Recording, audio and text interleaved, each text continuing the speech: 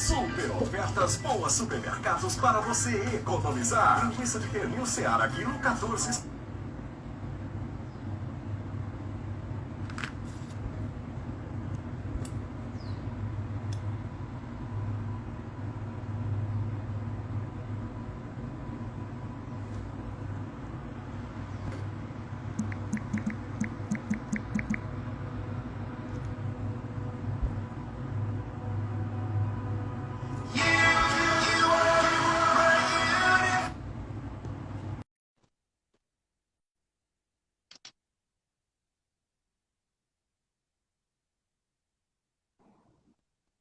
Olá, Oi, Fabi, tudo bem?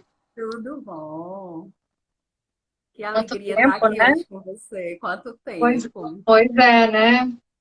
E a gente vai esperar um pouquinho a Maria Augusta chegar, e aí a Isso. gente começa a nossa conversa, e semana que vem é o nosso treinamento lá com o pessoal da pós, né? Sim, essa aí eu E estou super excitada. É a não, eu primeira tô. formação do ano, é a primeira formação É, do ano. que legal! E eu já tô com mais duas pessoas pra gente, que eu até tenho que te mandar contato, que a gente também quer fazer uma reunião antes para a gente Certo. poder, para eu poder apresentar você para ela e vocês se comunicarem. Uma, inclusive, lá em Santa Catarina. Ah, E perfeito. que lá eu acho que é muito longe de vocês, né? Mas Não temos contatos em Santa Catarina, essa pode ser uma boa porta. Nós temos no Paraná e temos no Rio Grande do Sul, e agora está abrindo a porta de Santa Catarina, que ótimo. então, a gente só. É que semana passada você estava muito ocupada com a história da semana da internet segura, né? Aí eu falei Sim. para ela, não, então deixa que a gente converse semana que vem, mas depois eu te formalizo por e-mail e a gente ajusta um dia para se falar. Eu vi que a Maria Augusta já entrou, ela só tem que solicitar. Foi, foi uma semana corrida, né? Porque todo mundo falou da Isso. Semana Segura da Internet, né? Ainda bem. Foi muito produtivo em termos de expansão de contatos e da mobilização, né? O que eu percebo é que a cada ano a gente expande mais ainda o número de profissionais, individuais e também de instituições no país que tomam esse dia e até a semana inteira como algo que mobiliza mesmo essa conscientização do uso da internet. Maria Augusta Oi, entrou. A Maria Augusta está em Cuiabá. Quem sabe também ela não abre algumas portas para vocês em Cuiabá. Não sei como é que vocês têm aí.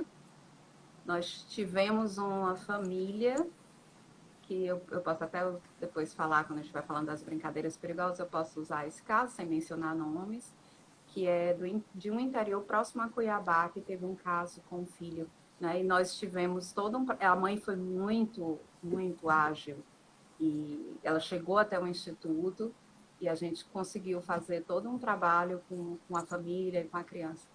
Então, abrir as portas em Cuiabá, a gente sabe que existe, né? ai, É que uma bom. possibilidade. Tem sim. A gente vai abrindo portinhas, né? A gente vai abrindo portinhas Isso. porque eu acho engraçado que quando eu falo, às vezes assim, vamos chamar o instituto. Gente, mas é de graça. Eu falo, Bom, a gente aceita doações, gente, não vamos mentir. assim, Nós mas aceitamos doações. Quem quiser fazer doações, está no site do Instituto, tem a parte de contatos e tem lá a nossa conta de doações. Nós realmente somos sem fins lucrativos. Quando a instituição particular nos chama, a gente sempre menciona a parte de doação, porque é através das instituições privadas que podem fazer qualquer tipo de aí também não tem valor, que a gente consegue levar para os lugares, as instituições públicas e os educadores que não podem não tem nenhum recurso e a gente faz esse equilíbrio, né? Recebe daqui já coloca no outro lugar. Então, entendi. doem. Bom, já deu 19:02, vamos começar então, que eu também não tinha me lembrado que eu tinha aula da pós hoje, né? Ah, bonita, né? Mas eu entro depois, mais tarde. Enfim, a gente vai conversar hoje aqui com a Fabiana, que é do Instituto de Me Cuida, né? Depois ela vai se apresentar, a Belicosa vai estar junto para mediar, para conhecer o trabalho também, que está lá em Cuiabá, e eu tô aqui em Jundiaí, São Paulo. Conheci a Fabiana no ano passado, tive esse imenso prazer de conhecer, né? E agora ela que me aguente, porque para tudo que eu quero, para onde eu vou, eu quero levá-la junto, né? E é isso. Então, se apresente, Fabi, depois a Belicosa se apresenta, e aí a gente começa o nosso bate-papo aqui das brincadeiras. Tá bom, está um prazer enorme estar aqui com você, que alegria levar para as pessoas de Jundiaí e do Brasil também. Um prazer também estar aqui com Cuiabá, que alegria conhecer mais essa ponte no Brasil. O Instituto tem como objetivo realmente chegar ao máximo de cidades nacionalmente. Nós somos uma instituição sem fins lucrativos, trabalhando em prol da segurança de crianças e adolescentes dentro do mundo digital. Meu nome é Fabiana Vasconcelos, eu sou psicóloga e educadora e trabalho no Instituto desde 2015, formando multiplicadores responsáveis por todo o desenvolvimento de programas e de como a gente leva esse mundo de conhecimento para os educadores profissionais de saúde, crianças e adolescentes. Ao longo dessa trajetória, nós publicamos 2 livros, um para educação infantil através de um edital, que infelizmente a gente não pode vender. O edital foi feito aqui, mas a gente espera no futuro que alguém queira. A história está disponível no nosso Instagram, pode ser utilizado. E o nosso livro Tem Perigo no Ar, é um livro que a gente vende a baixíssimo custo, não tem custo de envio, ele fala sobre toda forma de conversar com a criança, dentro de casa, que as famílias podem utilizar como ferramenta de proteção também. E as escolas também. Tá? Então, hoje a gente vai bater um papo super legal sobre todos esses assuntos. Legal. Eu sou Maria Augusta Ribeiro, trabalho com netnografia, que é o estudo do comportamento do consumidor na internet. Sou pós-graduanda em dependência tecnológica e junto com a Esther. E escrevo sobre dependência tecnológica e netnografia no belicosa.com.br. Meninas, é um prazer estar aqui, uma alegria a gente poder... Eu falo, que bênção a tecnologia quando a gente usa ela como meio, né? Nós estamos em ambientes super diferentes, em estados diferentes e ainda assim super pertinho. Então, acho e bem distantes, né? E bem distantes e se super visualizar incrível. o mapa do Brasil, assim, pontas, né? A gente está bem distante mesmo, né? Geograficamente, né? Geograficamente. E aí já quero emendar uma pergunta para a Fabi sobre as brincadeiras perigosas. O que são essas brincadeiras, como elas acontecem e o que a gente pode fazer para evitar, né, dessa turminha mais... os pequenos e os adolescentes, né, que parece que acabam não entendendo muito bem o que é perigoso e o que não é perigoso. Exatamente, Maria. O que é que acontece? Brincadeira perigosa não é um termo cunhado para nada que acontece na internet especificamente, né? Ela existe desde sempre. O que é que acontece? Nós temos dentro do nosso processo de desenvolvimento, principalmente quando chega ali, hoje até um pouquinho mais cedo, começa nos 9 anos, né? Mas nos 11 anos, que é aquela entrada mais ou menos oficial da média ali do desenvolvimento infantil, as crianças começam a entrar no processo de pré-adolescência e ali elas começam a desenvolver uma ideia de que elas precisam experimentar o mundo. E essa experimentação, ela existe desde antes da internet. Eu deixo bem claro isso, porque as pessoas pensam assim, eu vou tirar a internet, aí não tem mais brincadeira perigosa. Não é verdade. A gente precisa passar pelos desafios, e aí vem outra palavra que também é cunhada junto com brincadeiras perigosas, porque é ali naquele momento que ele vai testar os limites do corpo, das sensações, das emoções, de pertencimento de grupos, né, de querer se alocar dentro de um espaço. E tudo isso inclui você passar por alguns desafios, tanto emocionais como desafios reais. Então, a palavra brincadeira perigosa, ela surgiu, esse termo surgiu para explicar práticas em que as crianças entendem como lúdica ou são passadas como lúdica, eu vou me divertir fazendo isso com o meu grupo, mas que, na verdade, a criança pode, a primeira vez que ela faz, correr um risco grave de saúde ou de vida. E, para isso, a gente começou a fazer uma pesquisa através de como a internet ela era um canal disseminador. E aí não é, novamente, que a internet é uma super vilã. É porque nós antes tínhamos o campo físico, presencial, e aí as famílias, os educadores tinham muito mais controle, muito mais ciência, e a mesma assim não sabia de tudo, o que é que podia acontecer dentro daquele campo e orientar. E a gente tinha uma limitação, né? A criança trazia da rua, de um coleguinha da escola. Então, a gente tinha ali umas 5, 10 crianças que a criança podia estar envolvida nas criatividades e nos desafios impostos, né? Ah, subir no... Eu cresci no interior. Aí, subir no pé de mangueira e pular dentro do açude, né? A gente tinha esse desafio. Aí, todo mundo tem que subir no pé de árvore e pular na água. Isso é um desafio perigoso. Hoje em dia, a gente tem uma outra socialização que é dentro do mundo online, onde a proporção das criatividades vão para a casa dos milhões. Então, é isso que a gente tem que ter consciência, que a gente tem uma série de desafios, ou que as crianças vão assistir vídeos, por exemplo, de um parkour, de uma pessoa que é especialista em fazer parkour, e ela dá saltos mortais, e a criança vai querer imitar aquilo sem compreender o que é que levou aquela pessoa, a distância que levou aquela pessoa para treinar para aquilo. Então, ela acaba sendo uma brincadeira perigosa. E aí a gente tem também o que eles chamam de desafios hardcore, que aí tem uma série de canais de youtuber e às vezes propostas em outras aplicações de vídeo, onde o dono do canal, a pessoa que faz a performance no canal, ela realmente vai fazer desafios de perigo. Elas vão propor ali uma ideia de brincar com fogo, ou inalar, ou ingerir produtos que não são para ser inalados ou para serem ingeridos. E aí, realmente, a gente tem uma série de problemáticas na repetição disso por conta da ideia de viralizar e ser famoso, né? Como nós tivemos sempre o desafio da canela, foi muito popular no Brasil. A gente, a princípio, parece uma coisa simples, né? Canela não faz mal, mas a forma como era feita era de extremo dano. E esse foi um que teve mais de 20 mil vídeos na plataforma do YouTube. Então, essas práticas, a gente tem que saber que elas existem, né? E quais são os riscos que ela tem para a gente poder orientar as crianças. Ô, Fabi, e a maioria desses vídeos hoje de hardcore aí, eles são orientados para crianças cada vez menores ou não? É mais o público adolescente e pré-adolescente que está acompanhando? Então, a gente tem no Brasil alguns dados que são um pouco assim, temerosos, digamos assim. Nós somos o país que mais utiliza a internet no mundo. Nós somos o país que mais cedo entrega um eletrônico para uma criança. O que a gente precisa aí é fazer a ponte entre por que eu entrego um eletrônico ou uma tecnologia de informação e comunicação, a chamada TIC, que aí pode ser um smartphone, um tablet, um notebook, um computador de mesa e até Smart TV, né?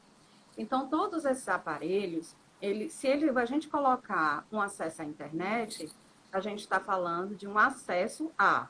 Aí a gente tem pela TIC Kids Online, que é a pesquisa anual que sai no Brasil, quase 25 milhões de crianças e adolescentes entre 9 e 17 anos acessando a internet.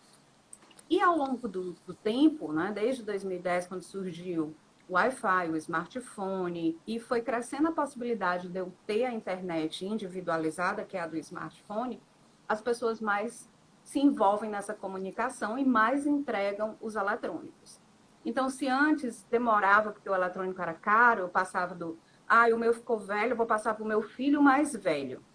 Aí eu dava o eletrônico para um adolescente já, né? 15, 16 anos. Hoje não. Principalmente com a pandemia, a família não tinha como comprar 3 notebooks para casa. Então, ela acabou comprando o smartphone, porque era mais barato, comprava um usado, pegava da família, e com pessoas com 3 filhos pequenos dentro de casa, inclusive da educação infantil, estavam assistindo aula online dentro dos smartphones, por uma necessidade. Só que a gente pulou aí uma ponte, né? A gente tinha aí toda uma ideia do desenvolvimento infantil e de como usar esses eletrônicos.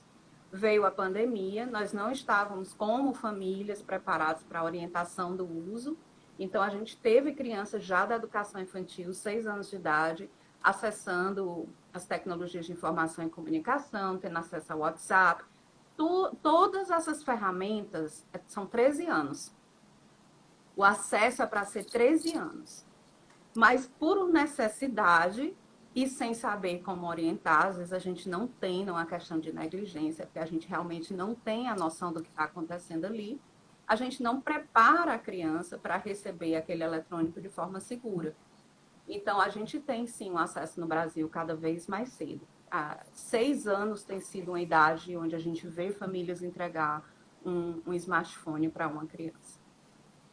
Até antes, né? A gente vê muita gente dando antes, né? Eu até, numa outra live passada, no fim, eu falei um negócio, depois eu fiquei pensando, não devia ter falado, mas eu falei.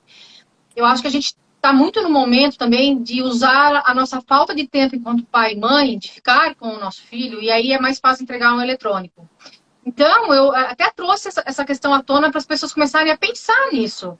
Se eu não estou usando isso como uma desculpa para eu ter o meu momento de folga, e aí é mais fácil eu entregar um eletrônico, né? Porque a gente fica cheio de dedos para falar dessa situação dos pais e das telas, porque a gente sabe que bota o dedo na ferida, né? Porque assim como tem pai e mãe que não sabe o que está fazendo, que está perigoso, que não deve, tem pai e mãe que sabe que não devia estar com um filho de menos de... A pediatria, a Sociedade Brasileira fala a partir de 2. Eu mandaria até os 6 anos, né? Agora você está falando em 13, né? Então, assim... A gente precisa dessa educação, a gente precisa pensar por que eu dei esse eletrônico para essa criança? E se eu dei, qual é a minha responsabilidade enquanto adulta? Eu tenho que monitorar esse uso, né? E aí, uma pergunta que eu te faço é a seguinte: nós temos aí vários apps de controle parental. Aí, o que eu sempre digo? Resolve?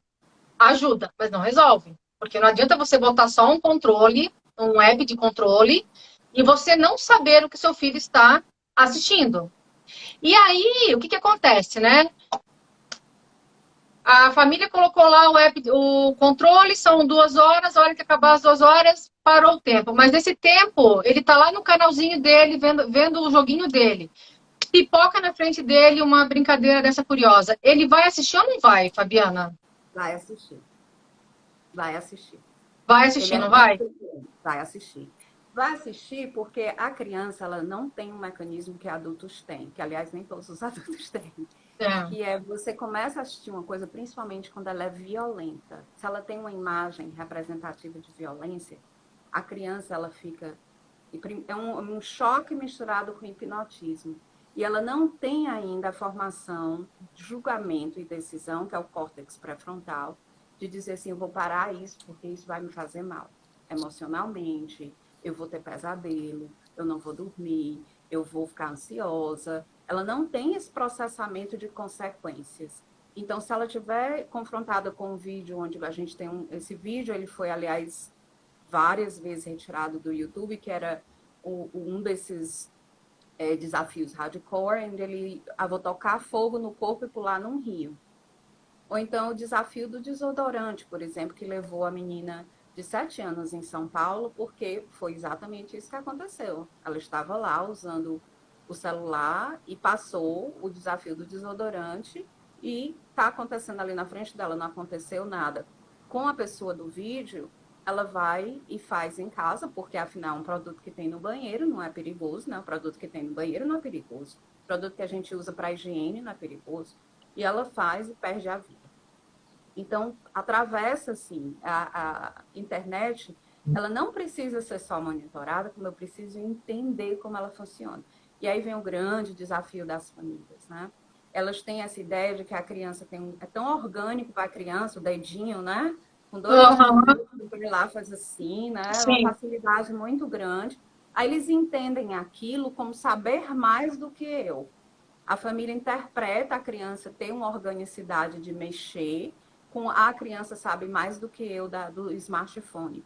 E aí ele não se aventura dentro daquele aparelho para fazer as necessárias procedimentos de segurança que a gente tem que fazer, porque eles existem. Tá? E eu tenho colocado muito para as aplicações hoje em dia que a gente trabalha com parceria, que a gente precisa não só de um programa de prevenção para crianças e adolescentes, mas a gente precisa de um para famílias também. Porque todas essas aplicações, elas têm manuais. Tem um manual de pais do Instagram, tem um manual de pais da TikTok, tem um manual de pais do YouTube.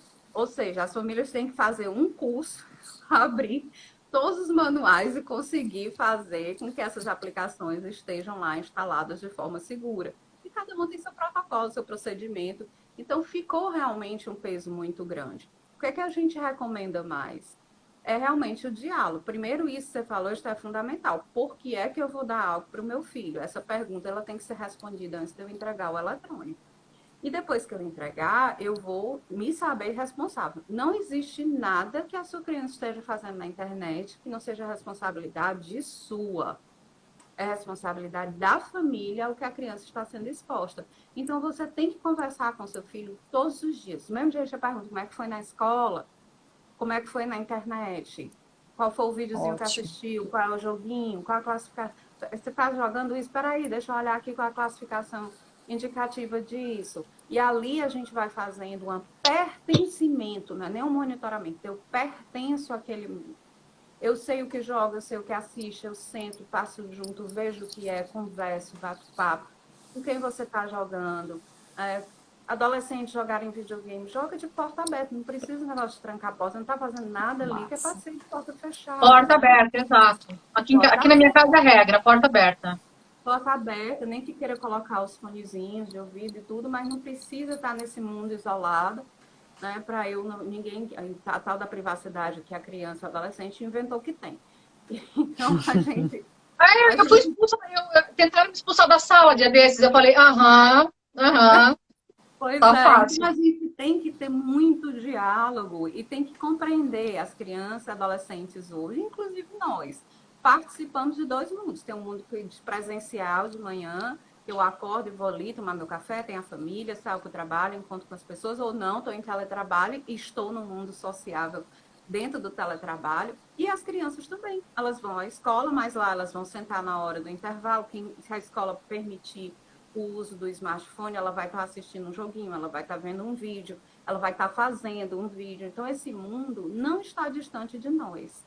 As famílias dizem, eu sou contra aplicações. Tudo bem, você não precisa ter para você, mas você tem que acompanhar o que está acontecendo ali dentro, né? Então, diálogo. Diálogo. Família sempre junto, né? O Marvin tem um programa bem bacana para dependentes químicos. E ele está aqui perguntando sobre essa apologia e a propaganda para o uso de substâncias psicoativas que existe dentro até dos programas infantis, né? Fabi, acaba aparecendo, não acaba aparecendo essas propagandas?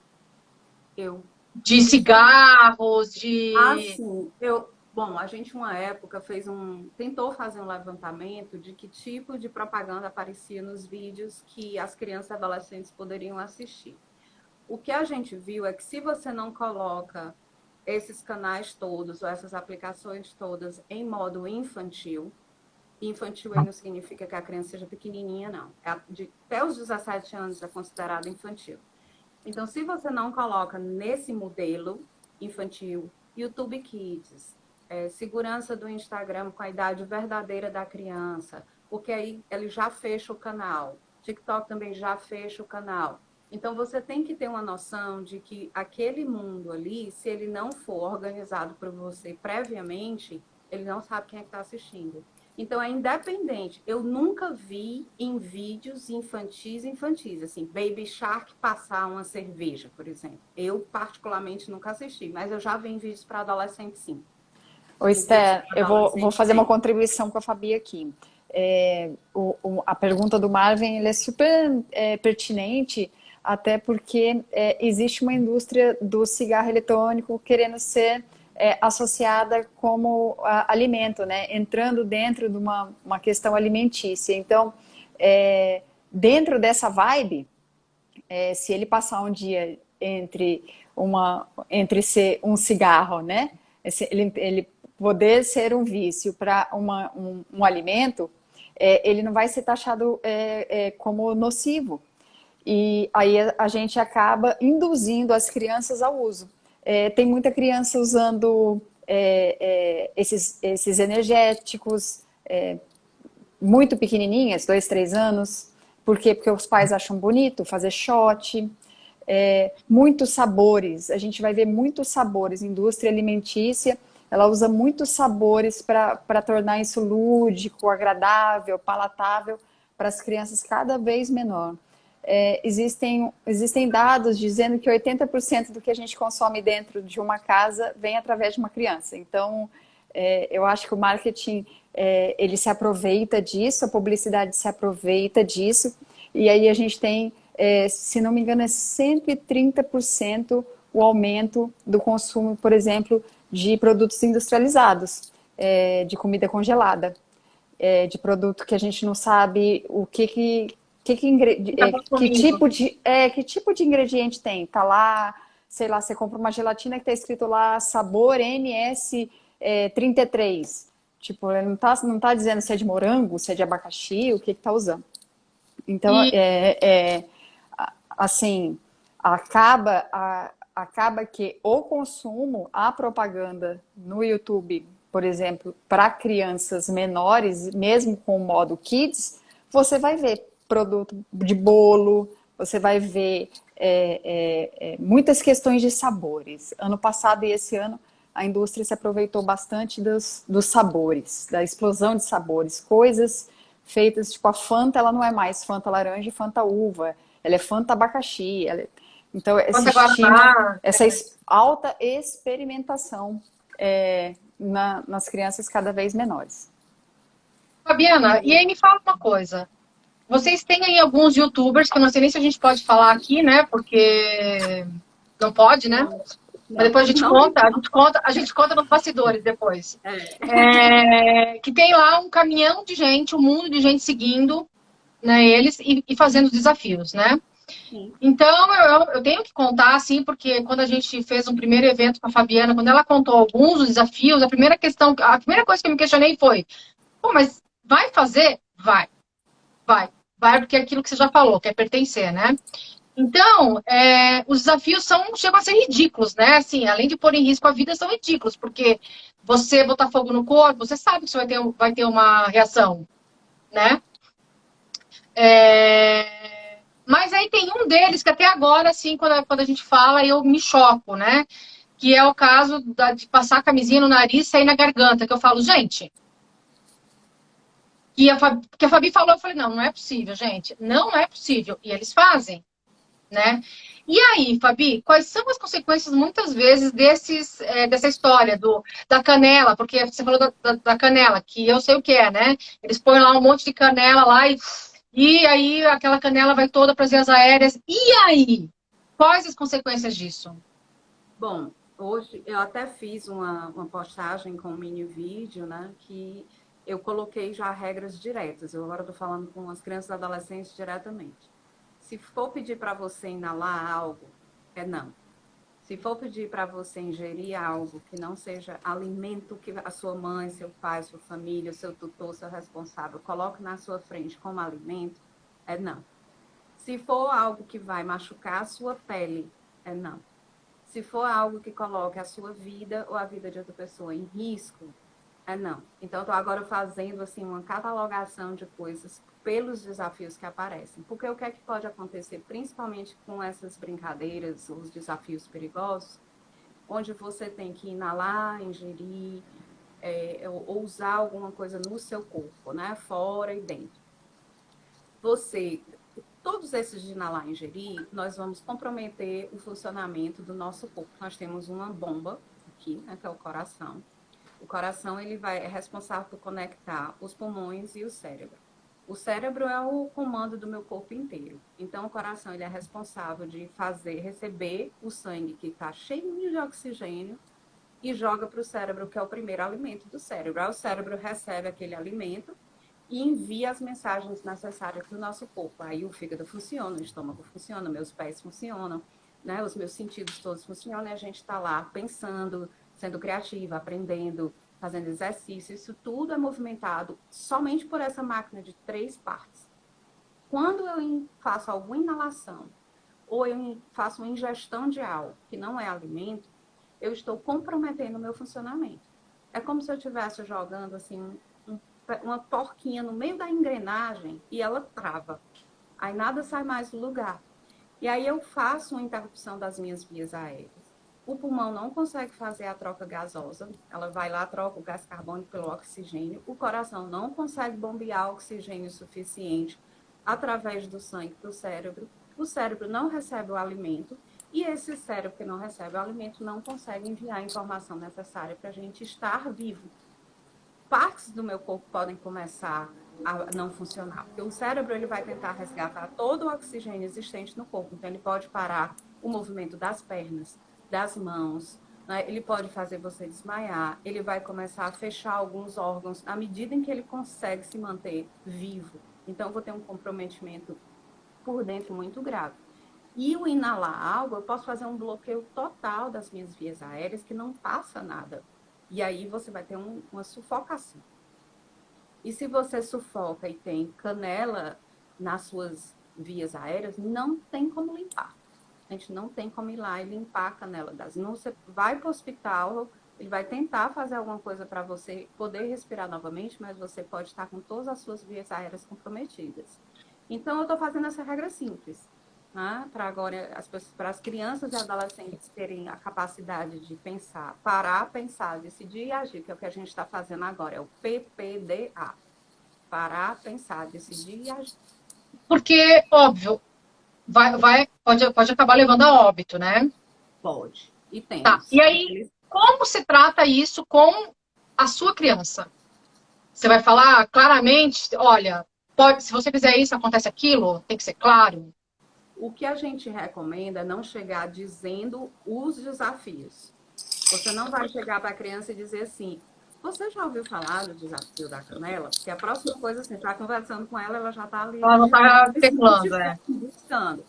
O que a gente recomenda é fazer uma prevenção onde você fala sobre os riscos de desafios, sem mencionar desafios específicos, e sim seja direto sobre os riscos. Porque os riscos, eles não vão acontecer somente nesses que a gente catalogou, que são os mais populares. Nós temos, semanalmente, novos desafios que aparecem. Então, a gente não vai prevenir só para um. Eu vou prevenir para o risco que aparece em qualquer desafio. Então, eu vou falar, a criança teve acesso à internet, agora ela pode assistir os canais do YouTube, ela pode acessar um TikTok, ela pode ir para a plataforma do Instagram. Eu sento e falo não só sobre isso, mas sobre os outros riscos também que existem. Olha, existe na internet comportamentos de risco, as pessoas que fazem isso são profissionais, elas ganham dinheiro com isso, é como se fosse um filme de ficção. Existe uma equipe de edição, de filmagem, aí você explica à criança. Porque se você copiar isso em casa, aí fala dos danos. A criança não processa que tem algo acontecendo no corpo dela. Isso é para 6 anos trabalhando com criança e adolescente, nenhum conseguia dizer exatamente o que acontecia com o seu corpo se ele inalasse uma canela. Uma vez olhou para mim assim e disse, tia, deve dar alguma coisa no cérebro, né? A resposta que eu recebi mais próxima. Então, por conta desse julgamento que ainda não está desenvolvido, o que está acontecendo externamente não é colocado em paralelo com o que vai acontecer internamente no meu corpo. Então, sim, converse com a criança sobre os perigos do que pode acontecer no corpo dela, sem mencionar ou fazer listinha de desafio. Sente aqui, vamos ver aqui, porque aí você está passando informação de curiosidade. Tá. Né? Você está alimentando aquilo, né? É. Uma coisa é falar dos perigos, outra coisa é passar o que procurar, né? Tá. Eu vou falar assim, porque quando saiu o Round 6, lembra que eu te mandei uma postagem até, que eu já não aguentava mais ver aquilo, os bonequinhos, os caras, né, o desenho deles. E aí você me chamou uma atenção que eu não tinha parado para perceber, né? Que eu não tinha me dado conta, né? Quanto mais você postasse aquela foto deles, mais você despertar a curiosidade das pessoas, né? Então, assim, eu postei em alguns grupos de mães, principalmente, né? Porque as mães, elas têm que saber. Mas, realmente, no meu Instagram, quando eu fui fazer a postagem, eu fiz de uma outra forma. Eu não botei eles, eu falei, olha, temos aí um conteúdo que não é pertinente, temos que prestar atenção, sem citar e sem elevar, né?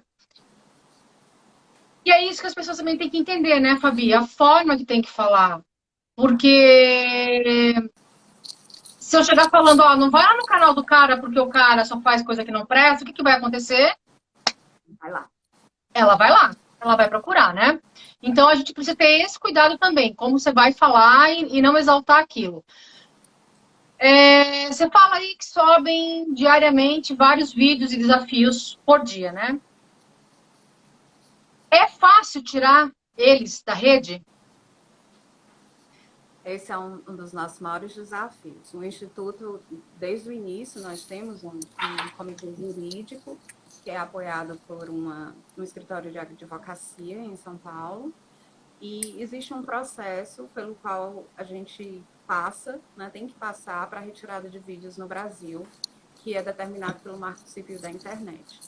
Então, nós fazemos uma catalogação das URLs, a gente envia para o escritório, eles fazem todo o processo legal, enviam para o juiz, e o juiz tem que assistir todos os vídeos. E aí, depois que ele assiste, ele vai recomendar, ou o juiz ou a juíza, né, vai recomendar a retirada. Nós já conseguimos tirar e diminuir muito a popularidade dos desafios que eram mais comumente perigosos, mas é uma batalha de 6 anos. E nisso, a gente vem conversando muito sobre regulamentação, né, a regulamentação de proteção da criança e do adolescente na internet. E hoje nós tivemos uma notícia interessante. Eu não sei se vocês viram, sobre o Telegram, né? Que o Barroso, né, do Supremo, ele disse, aqui não é casa da mãe Joana. Ah, eu vi. Né? Aí eu disse, finalmente, alguém está dizendo que o Brasil não é casa da mãe Joana. Não é, a gente tem o Marco Civil da Internet, nós temos a LGPD, nós temos o Estatuto da Criança e Adolescente, não se dissolveu, não. Ele está lá como algo que é toda a base de funcionamento da gente com o trabalho de criança e adolescente é a partir desse estatuto, ele é válido. Então, não é caso da mãe Joana. Se você não está seguindo a legislação, se você não está dentro do estatuto, diz que todos nós, como sociedade, somos responsáveis pela proteção da criança e adolescente. Então, se tem uma aplicação no Brasil que está utilizando, por exemplo, como a Maria Augusta falou, eu vou encher as crianças de experimentação de sabor para consumir um produto que não faz bem para a saúde, isso não era para estar lá, era para assumir imediatamente. Então, a gente teve uma grande trajetória na TV aberta para fazer a retirada desse marketing. Eu cresci na TV aberta com muito marketing, né? Eu lembro dos produtos que vendiam nos shows de criança. Então, a gente teve essa longa batalha. 2 minutos, mas pode continuar aí, Belicosa. Tá. Conseguimos retirar. Aí, agora, a gente está na batalha número 2 da mesma coisa, e, aliás, numa proporção muito maior, né? Então, esse movimento no Brasil jurídico e de retirada, eu acho que ele está ganhando mais estabilidade e mais veracidade pelo poder público de entender que não é assim que funciona, né? Nem todo mundo pode chegar aqui e fazer do jeito que quer. E, Fabi, você... pelo que você está me dizendo, a regra, né, para os pais hoje em dia é que a gente incentive a criança a ter senso crítico, né? A dizer, isso não é para mim, isso não é bom, nossa, você está fazendo isso, que coisa nojenta, né? Eu tive num aniversário de criança ontem, até comentei com a Esther, eu achei incrível, uns meninos começaram a falar para uma menina muito pequenininha, de 6 anos, você tem namorado? Ela disse, criança não namora, meu amigo. Uma menina de 6 anos, eu achei aquilo, eu falei, nossa, o pai tranquilamente está dando um recado bacana, explicando, né? Incrementando toda aquela educação, aqueles valores que estão se passando. Então, a regra de ouro é essa mesmo, é que a gente dê senso crítico para as crianças, dê escuta, né? E não como é que fala, não popularizar os caras que estão aí fazendo os desafios, os comuns e os mais... né? Para nós, eles são adultos. Tem uns que estão chegando nos 40, e o campo deles é de atuação com brincadeiras perigosas e desafios, né?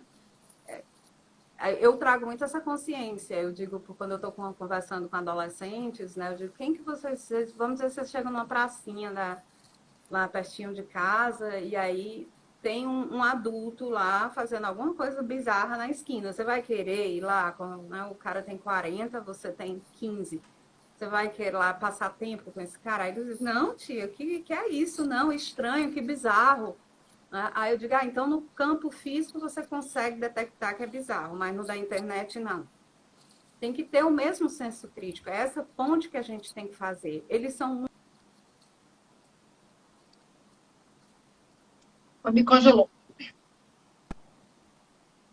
Peraí que já já ela volta. Fabi, a gente estava conversando, a gente estava falando do que sobe, né? Do monte de vídeo que sobe, de como é difícil tirar, e eu acho que tem uma coisa pior ainda, né? É o canal monetizar, né? Monetizar essa pessoa, né? A pessoa está ganhando, está lá fazendo uma exposição, colocando uma galera em risco, né? E está sendo pago. Isso. Isso é mais louco ainda. A gente também tem ações pedindo que não só a aplicação ela retire o vídeo, né, que a responsabilidade da aplicação seria essa, e também responsabilize, de alguma forma, o produtor de conteúdo. Né? Você está produzindo um conteúdo, você tem que saber das consequências do seu conteúdo. Não é eu produzo um conteúdo e a responsabilidade é de quem assiste ou da família de quem está assistindo. Eu também tenho responsabilidade sobre aquilo que eu coloco no mundo.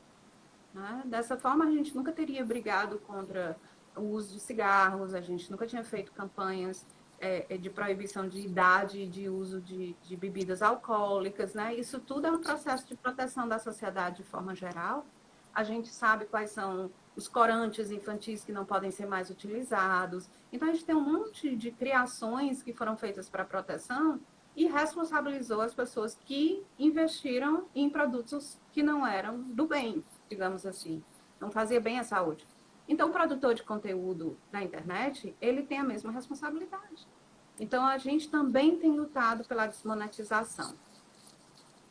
Teve plataformas anunciando que iriam desmonetizar esses desafios. Eu ainda estou por ver acontecer. Tem uma promessa. Vamos ver, sim. Vamos ver. Eu disse, se isso acontecer, meu trabalho está feito. Agora, conta pra gente um pouquinho da história do Instituto. Por que vocês abraçaram essa causa? Por que vocês fazem esse trabalho? Onde vocês estão aí? E conta um pouquinho, porque essa live vai ficar salva, depois o Pedro vai recortar ela e vai jogar ela na internet, a gente vai ficar rodando ela. Então, conta pra gente um pouquinho do Instituto, do trabalho de vocês. Em 2014, um rapaz de 16 anos, chamado Dimitri, aqui em Fortaleza, Ceará, onde nós estamos localizados, ele perdeu a vida. E num processo de investigação com algo assim que realmente abalou a família, descobriram que ele tinha perdido a vida para um desafio perigoso. Isso estava aos poucos, quando a família foi reconhecendo os sinais, porque existem sinais óbvios físicos, mas a gente só consegue ver sinal daquilo que a gente conhece. Aquilo que a gente não conhece não se coloca como sinal. A gente vai imaginar várias outras coisas. A criança não quer ir para a escola na segunda-feira, volta da escola com dor de cabeça. É porque não dormiu direito, né? E tem vários, ficou jogando videogame até tarde, aí ficou com preguiça na escola, e a gente vai de acordo com aquilo que a gente conhece. Esse é um dos sinais de fazer brincadeira perigosa. É a dor de cabeça, o não conseguir ficar acordado.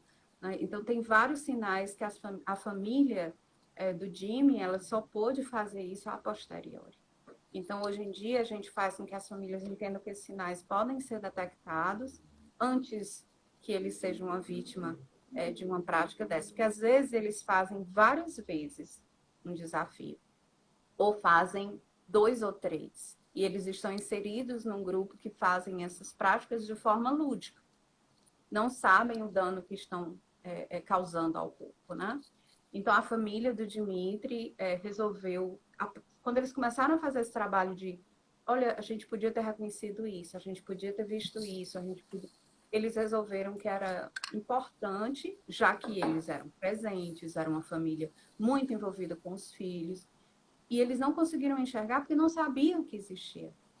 Existe também uma grande ideia aí que as pessoas dizem assim, isso é uma família que os pais não estão prestando atenção na criança. Isso não é verdade. Se tem algo novo acontecendo num mundo que eu não conheço, que eu não pertenço, eu não vou saber orientar, eu não vou saber ver. O trabalho do Instituto surgiu para que não houvessem mais outras vítimas como o Dimitri. Então, eu estou usando até a camiseta do Instituto hoje. Aqui é o Jimmy Cuida. O Jimmy é o nome dele. né, que cuida. Nós, na verdade, temos 3 ações que levam o legado do Jimmy. Um é a prevenção das brincadeiras perigosas e desafios. O outro, a gente faz uma proteção com animais de rua em Fortaleza, né, através de uma organização também que faz todo esse apoio, uma veterinária, e aí a gente tem esse suporte porque ele era louco por animais e ele tinha uma cadelinha que ele tinha resgatado da rua, a família tem uma gatinha que foi resgatada também. Então, lá no Instituto, a gente tem vários gatinhos que passeiam no jardim, que foram de resgate, e através dele a gente faz doações. E tem uma outra que o sonho dele era fazer ecoturismo. Então, o pai dele conseguiu fazer uma parceria com uma instituição do Sul, no Cariri, e lá tem o Geoparque Araripe, onde eles fazem a proteção de arqueologia e de ecoturismo de um lugar. Então, esse é o legado do Jimmy. E a frente que eu estou é essa das prevenções das Bom, brincadeiras. na verdade, precisou morrer uma pessoa que era muito querida pela família, não vou dizer que os outros não eram, os que faleceram, né? Mas que era uma família super presente, que perdeu um filho e que não se contentou com aquele diagnóstico, foi suicídio, porque a princípio as pessoas pensam que a pessoa tirou a própria vida, Exato. né? Exatamente. E aí a família vai lá, não aceita aquilo e vai investigar. Por isso que eu acho que hoje em dia a gente tem um índice, posso estar falando até uma grande bobagem, né? Mas aumentou o número de suicídios entre jovens e adolescentes. Mas será mesmo que tudo é suicídio? Será que muitos não perderam a vida para esse tipo de brincadeira e os pais não conseguiram perceber?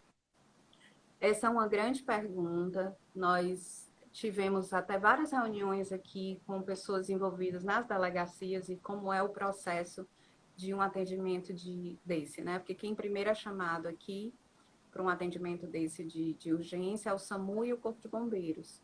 Então, a gente tem um trabalho de parceria hoje em dia com o Corpo de Bombeiros. Eu treinei já vários tenentes do Corpo de Bombeiros e eles levam as brincadeiras perigosas em treinamento do Corpo de Bombeiros para outros estados. Porque quando eles fazem o resgate, eles já colocam no processo, dependendo do que eles estão vendo, e eles fazem no processo de anamnese perguntas com a família que esclareçam um pouco de como aquilo aconteceu.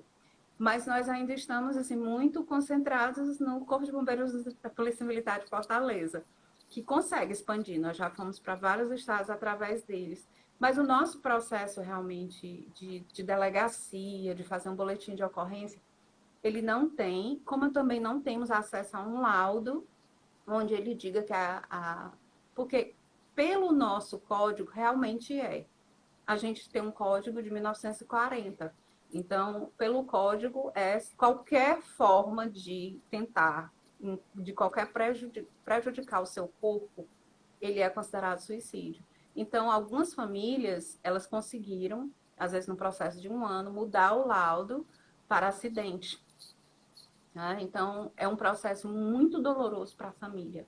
Então, às vezes, a família não quer entrar naquele processo. Eu vou sofrer 1 ano para mudar um laudo.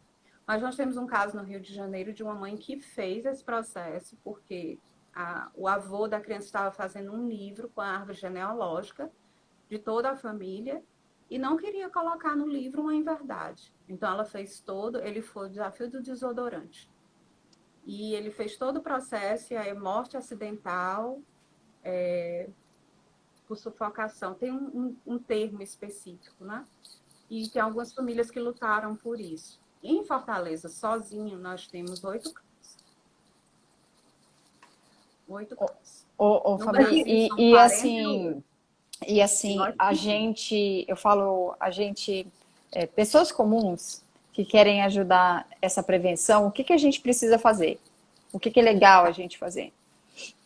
Primeira coisa, os materiais que estão disponíveis, por exemplo, o livro do Nick Gina, que a gente criou, é um livro que é feito para leitura em escolas de educação infantil. A gente tem uma peça de teatro.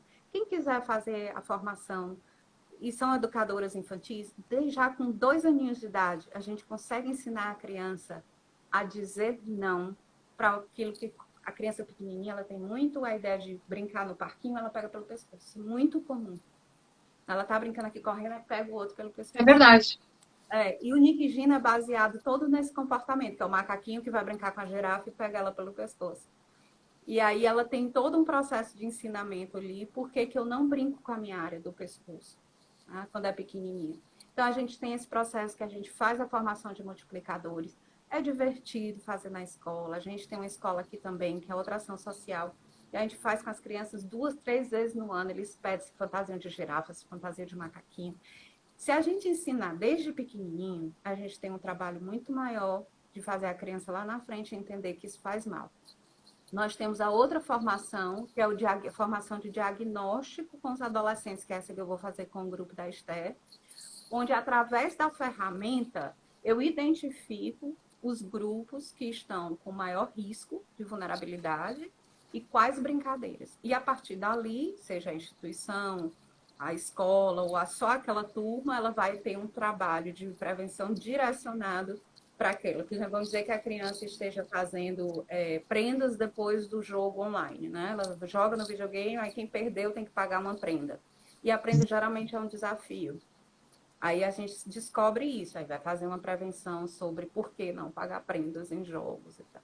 Então, a gente direciona a ferramenta diagnóstico. Também fazemos a formação. E fizemos esses programas de forma que o material é simples, a gente não tem super materiais caros, é na base do diálogo. A gente ensina os educadores a conversar, ensina a escutar, porque é uma prática que a gente, hoje em dia, nas escolas, principalmente tradicionais, é focada somente em conteúdo. A gente não tem uma educação holística, onde a criança aprenda a falar dos seus sentimentos, do que está acontecendo no mundo dela. Então, a gente tem poucos adolescentes que conversam e são abertos ao diálogo. Essa é uma oportunidade. Eu vou dizer, toda vez que eu vou a um grupo desse, que as crianças sabem que não vão ser julgadas, que eu escuto tudo que tem para dizer, e eu já escutei cada coisa, a gente consegue abrir dentro daquele lugar um espaço de troca real. E a escola tem uma oportunidade, junto com as famílias, de realmente ativar um processo de prevenção daquilo que é necessário para aquela escola, para aquela turma, para aquele agrupamento. Mas eu tô falando assim, Fabio, assim, como é que a gente faz, por exemplo, eu, Maria Augusta, se eu quiser dar um recado para as pessoas amanhã e dizer, olha, segue o Instituto de Me Cuida, ok, mas o que a gente pode fazer de ações? Às vezes uma coisa super simples tem um impacto gigantesco, entendeu? Na prevenção. Pois é, gente, essa ferramenta que eu falei agora, ela foi desenvolvida, eu participei de um painel com consultores internacionais e nós ficamos 3, 4 meses desenvolvendo um processo de entrevista com 10 mil adolescentes e famílias e nós desenvolvemos a ferramenta chamada PPDA, que ela vai ser muito divulgada pela TikTok, né? É o Pare, Pense, Decida e Haja. Então, se a gente conseguir ter essa ferramenta para você mesmo, depois que eu parei para ver, gente, tem que fazer isso para tudo na vida, né? Peraí, eu vou tomar uma decisão, vou parar, vou pensar, vou decidir qual é a ação que eu devo tomar. E às vezes a ação é uma não ação. Eu não vou fazer isso, né? Sim. O contrário de uma ação. Então, o PPDA é esse desenvolvimento da reflexão sobre os comportamentos digitais, né? Vamos refletir, vamos pensar, mas também não vamos nos ausentar desse mundo, principalmente se você tem crianças em casa. Eu pergunto muito às famílias qual é o grau de intimidade que você tem hoje com seus filhos, né? A doutora Alessandra está aqui, ó. PPDA, ela já botou. Alessandra, queridíssima. Ela Minha saudade de ir para São Paulo. Algumas vezes ao ano inclui estar com a Alessandra, porque é sempre um aprendizado tão grande quando você está ouvindo ela falar. Ela deu as últimas 3 aulas do módulo de Direito para a gente no curso agora. É que a Maria Augusta ainda não teve ela de professora ainda, mas vai ter o prazer. E eu falo assim que é importante, eu falo muito do de Me Cuida para as escolas que eu acabo passando, né? E por que eu acho que é importante os profissionais serem treinados? O ano passado, depois que eu conheci a Fabi, um domingo o meu filho está em casa e fala, do nada, você sabia que a gente está brincando de segurar o ar na escola? E que não sei quem segura mais tempo do que eu? Eu gelei na hora. Porque jamais tinha passado na cabeça esse tipo de desafio. E, de repente, o moleque vai lá e me solta aquilo. Como tá? E levei na brincadeira. Só que na segunda-feira, eu fui até a escola conversar, né? Muito tranquila, olha, deixei os telefones do pessoal lá, falei, olha, é bom conversar, porque tem todo um trabalho a ser feito. No outro dia o João chegou em casa, mãe, eles fizeram tudo o contrário. Eles pegaram, a professora chegou na sala, pegou aquele monte de criança de 7 para 8 anos e, não, porque vocês não podem acessar essas coisas, vocês não podem... Quer dizer, ele chegou em casa totalmente curioso, mais curioso do que ele tinha saído, né? Então, por isso que eu sempre falo, não é assim, gente, não dá para fazer de qualquer jeito. Não dá para fazer de qualquer forma. E o que eu acho bacana do Instituto é essa disponibilidade de fazer essa formação para a gente entender como é que a gente tem que agir nesse momento. Porque, para mim, só piorou a situação. Só deixou ele mais angustiado. Pois é, eu falo muito pânico. E as outras mães também em pânico. Então, assim, resolveu alguma coisa? Não, só piorou. Só piorou. O pânico nunca resolve nada, né? Ela entra dentro do estado de medo, a criança consegue absorver que tem algo ali de risco e, na verdade, ela fica mais curiosa sobre aquilo. Novamente, criança e adolescente não tem capacidade de julgamento formada. Ela tem mais conexão com a emoção do que aquilo pode causar, do que ele teria com a compreensão. A gente tem crianças que são mais, eles vão mais pelo medo, estão tendo medo. Mas a gente tem um número grande de crianças e adolescentes que vão lá experimentar. Isso não é porque a criança não foi alertada. Olha, não faça isso, não siga isso. Porque ela não tem a capacidade de julgar até onde ela pode ir, ou o que ela pode fazer, né? Então, eu estou fazendo esse programa também, Maria Augusta, até esse videozinho slide, ele é disponível também no site, é um ótimo que as pessoas podem usar, é bem curtinho. A gente fala de brincar e viver como uma coisa extremamente positiva. E aí, depois, a gente coloca a questão do que é que não pode fazer diretamente. Se a criança é pequenininha, a gente orienta logo. Se pedir para você ingerir, não faz. Se pedir para inalar, não faz. Se pedir para machucar o corpo, não faz. Se você tiver uma dúvida, pergunta a um adulto que você confia. E a gente tem que destinar... A criança, ela tem um adulto que ela confia. Não precisa ser a pessoa responsável direto por ela. Ela pode confiar no professor, ela pode confiar no psicólogo da escola, ela pode confiar numa tia, num parente. Tem que ser uma pessoa que ela confia. Para ela poder chegar e dizer, estou acontecendo isso comigo, eu não sei o que fazer. Ela tem que ter essa pessoa. Mas essa orientação tem que vir da escola também.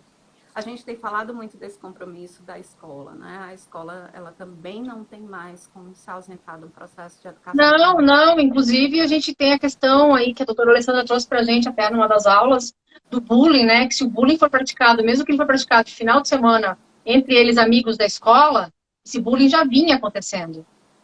Então, a escola também vai ser responsabilizada caso aconteça alguma coisa. Eu acho assim, a escola está ali para ensinar, para passar conteúdo, para aprendizado. Educação a gente tem que ter em casa, né? Mas a escola precisa dar mão agora para a família e precisa começar essas formações para poder ajudar as famílias a entenderem como fazer numa situação dessa, né? Porque você pegar as crianças fazendo um desafio e botar isola lá e pelo menos falar, você vai morrer, você não resolve nada, né? Vai pegar lá, como pegou ano passado a turma uma das minhas filhas, meia dúzia fumando os pods da vida, botou de suspensão. Eu falei, nossa, eles estão amando. 2 dias em casa suspenso, eles estão no céu. Não, é na escola, vamos trabalhar essa questão. Por que está fazendo isso, né? Então, realmente, a gente precisa de orientação para tratar certos assuntos que nós não temos competência. Oi, Esther, e até a gente, eu falo até a gente, eu não tenho filhos em casa, tenho crianças em casa, mas até a gente que conhece outras pessoas que são mães, que são pais, que são professores, dizer, nossa, eu vi um negócio super interessante na internet, porque a gente usa às vezes a internet como medo, né, para as crianças, né? Não vá lá, não faça isso, não acesse aquilo, não jogue aqui, né, um game. Mas quanta coisa interessante a gente tem e a gente pode se apropriar dessa tecnologia para dizer, olha, vai lá no Instituto de Me Cuida, eles têm um processo assim, assim, assim. Eles ensinam as pessoas comuns, porque eu acho que quanto mais a gente replicar a informação boa, a gente sobe essa régua, entendeu? Você falou de ter produto melhor, de ter pais melhores. Você perguntou para a Fabi o que pode fazer, né? Ó, me deu uma ideia aqui, junta tuas amigas aí, mães, faz um grupo com a Fabi e pronto, um dia de Pronto, formação. ótimo. Eu brinquei muito antes da pandemia, quando eu ia fazer as minhas palestras, apresentações presenciais, e as pessoas vinham depois, né, mães diziam, eu tenho, porque o meu vizinho dizia, eu digo, eu vou para reunião de condomínio, me chame que eu vou para reunião de condomínio. A gente Isso. é isso, chama para reunião de condomínio. E hoje em dia, com esse processo tecnológico, a gente faz isso desse formato, né? Antes a gente precisava viajar, eu cheguei a viajar para o interior de São Paulo, assim, me levou horas para chegar na escola, passei 2 dias lá fazendo a formação dos professores, e até hoje tem um vínculo lá com uma professora da escola, eles foram muito, mas era uma coisa onerosa, distante, demorava para chegar. E eu acho que a gente tem que aproveitar esse modelo que a gente aprendeu a usar e essas ferramentas que apareceram para multiplicar.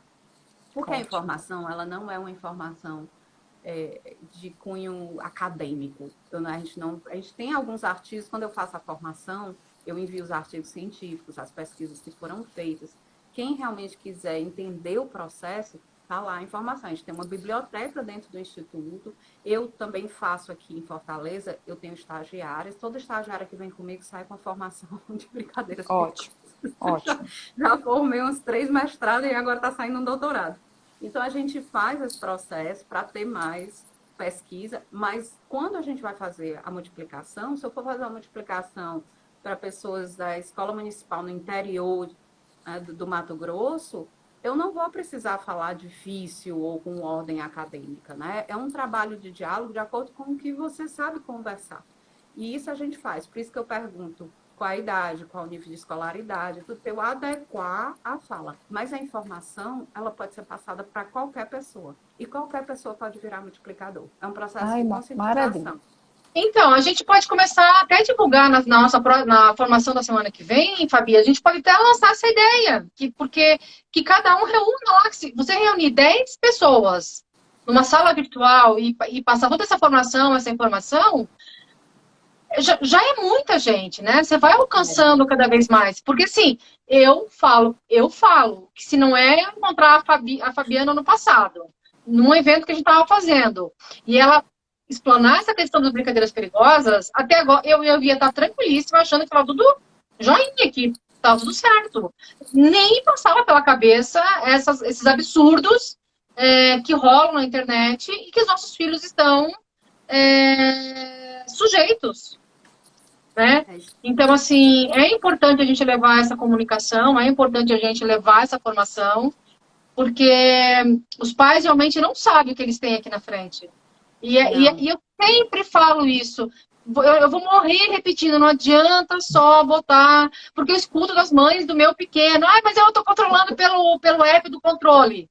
Mas aí, gente, assim... Outra coisa que a gente fez, é até um artigo que eu participei junto com o doutor Daniel, do Rio Grande do Sul, o doutor Ivelise, de São Paulo, e a Evelise, do Paraná. Nós escrevemos juntos a grande questão da pandemia, né? Quanto tempo é o tempo de tela? Porque caiu por terra tudo que a gente tinha colocado ali, a Sociedade Brasileira de Pediatria, a doutora Evelyn trabalhou tanto tempo em juntar as informações, coletar tudo que era preciso para formar esses agrupamentos com as idades e o tempo e tal, e caiu por terra com a pandemia, porque as crianças só 4 horas eram de escola. Então, a gente teve que fazer uma reinvenção disso. E aí, nós mudamos para a ideia de não é só o tempo, é o conteúdo. Se a gente tiver, porque a gente está falando de 4 horas de escola. Né? E depois? Aí depois, a escola vai pedir para fazer os trabalhos virtuais, continua sendo conteúdo escolar. E aí depois, aí tem o entretenimento, quer jogar videogame. Aí a gente entra com a mesma regra. Mas ficou confuso, porque os pais disseram assim, só pode 1 hora de tela, mas o meu filho tem 4 horas de escola online, mais 2 horas de trabalho virtual. Aí a criança quer jogar videogame e a família dizia não pode jogar videogame, não pode entrar em plataforma, nem porque já acabou e excedeu. Então, hoje em dia eu faço também, eu montei bem bonitinho a rotina de uma vida saudável, porque a gente também parece que esqueceu isso. Nós ainda temos um corpinho que só funciona, e aí vale para todo mundo também se a gente seguir as regrinhas. Aí eu coloquei lá, vamos fazer a matemática. tem 8 horinhas de sono, de 7 a 11 se você é criança, né? O máximo são 11 horas de sono. Principalmente na adolescência, que é quando os ossinhos estão crescendo, se não dormir, não cresce. Eu digo muito isso para as crianças, se não dormir, não cresce. Então, de 7 a 11 horas, já foi aí um bom tempo do seu dia. Eu tenho 4 a 6 horas de escola, entre a escola que eu vou assistir e o tempo que eu faço tarefa. Às vezes até um pouco mais. Eu tenho 3 horas de refeição, que não é para ter tela. Vai somando. Aí as 3 horas de refeição. Aí eu tenho que ter 1 hora de exercício físico vigoroso, recomendado pela Organização Mundial de Saúde. Então eu posso fazer qualquer coisa. Correr, pular, esporte, dança, você escolhe. Pode até ser numa plataforma de exercício. Pode ser tela, mas é conteúdo ligado à sua necessidade de saúde. 1 hora de exercício físico. Eu tenho que ter tempo de criatividade. Então eu tenho que ter tempo de tédio. O tempo de tédio é onde eu vou exercer uma solitude. Eu sei viver com os meus pensamentos. 1 horinha ali de solitude. Mãe, tô sem fazer nada. Ótimo. Procure o que fazer, invente e crie. Tem que ter o momento da invenção. A gente não pode ter estado de gratificação o tempo todo. E aí, eu vou olhar o que é que sobra. Não sabe muita coisa, não. Então, não tem. Aí, porque meu filho passa 6 horas na internet. Então, não tá comendo, não tá fazendo exercício, não tá estudando. E essas partes, esses pedaços, são necessários para a gente ter uma saúde física e mental. Não modificou. A chegada da internet não modificou o nosso corpo. A gente não Nem é o nosso corpo, exatamente. Nem a gente nosso não é cérebro. avatar, Nem né? o nosso cérebro. E nem o cérebro. Então, a gente, talvez daqui uns 50, 100 anos, seja outra história. Nesse exato momento, a gente ainda precisa desses elementos. Então, se as famílias fizerem a matemática, vai sobrar exatamente o que é recomendado. 1 hora, 2 horas, não sobra mais do que isso. Né? Então, a gente seguir a vida normal. A gente não colocou nada absurdo aí. Né? Seguir a vida Por normal. isso que, por isso que eu falei no começo que eu tenho visto esse negócio da tela como uma desculpa. Assim, sabe? Eu tenho até um pouco de medo de falar para as pessoas, porque pode até se ofender, mas que é aquilo, a gente cutuca na ferida. Mas eu acho que é isso, as pessoas não querem mais ter esse tempo gasto com os filhos em casa, porque isso demanda. Gente, Esther, eu tenho um de 8 anos, demanda.